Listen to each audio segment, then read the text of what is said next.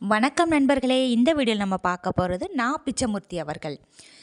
பிச்சமூர்த்தி அவர்களின் இயற்பெயர் வேங்கட மகாலிங்கம். இவர் கும்பகோணத்தில் பிறந்தவர். புதிய படைப்பு சூழலில் மரபு கவிதையின் யாப்பு பிடியிலிருந்து விடுபட்ட கவிதைகள் புதுக்கவிதைகள் எனப்பட்டன. பாரதியாரின் வசன கவிதையை தொடர்ந்து புதுக்கவிதை படைக்கும் முயற்சியில் பிச்சமூர்த்தி ஈடுபட்டார். எனவே அவர் புதுக்கவிதையின் தந்தை என்று போற்றப்படுகின்றார்.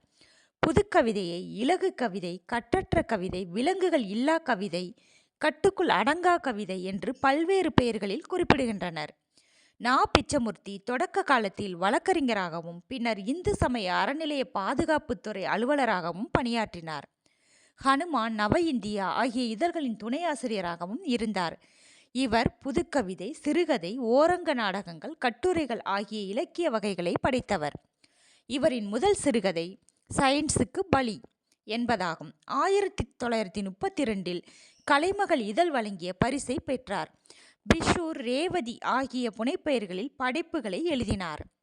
இயற்கையையும் வாழ்க்கை அனுபவங்களையும் இணைத்து அறிவுத்தெளிவுடன் நல்வாழ்க்கைக்கான மெய்யியல் உண்மைகளை காணும் முயற்சிகளே பிச்சமூர்த்தியின் கவிதைகள் என்று புதுக்கவிதையின் தோற்றமும் வளர்ச்சியும் என்னும் நூலில் வள்ளிக்கண்ணன் அவர்கள் கூறியுள்ளார்.